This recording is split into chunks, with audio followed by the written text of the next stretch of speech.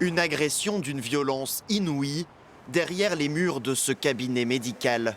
Mercredi 2 juillet, deux hommes âgés de 22 et 29 ans entrent dans les locaux de SOS Médecins à Lille.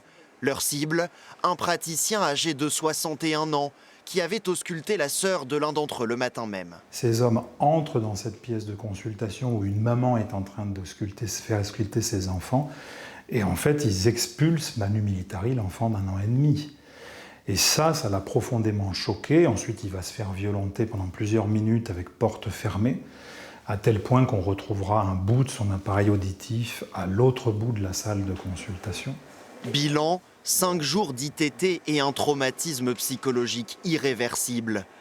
À la barre, l'oncle et son neveu au casier judiciaire vierge nient les insultes et les coups, mais expriment des regrets.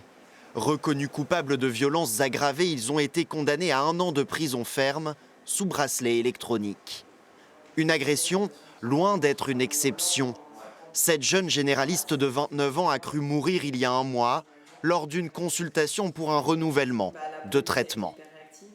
Le patient a sorti un couteau et m'a menacé en me disant qu'il allait planter quelqu'un. Il agitait sa lame devant moi.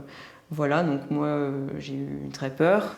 Une plainte a été déposée, le patient condamné à de la prison ferme. Sa manière d'exercer, dit-elle, a depuis changé.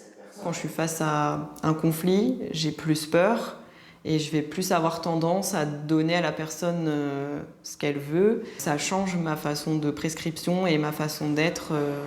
Depuis le début de l'année, 216 incidents ont été recensés dans le Nord, soit plus d'1 par jour.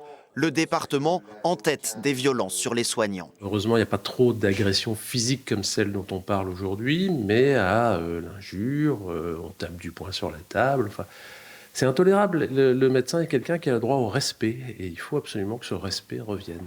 Une loi vient d'être votée pour sanctionner davantage les agresseurs et préserver autant que faire se peut les cabinets médicaux de toute violence.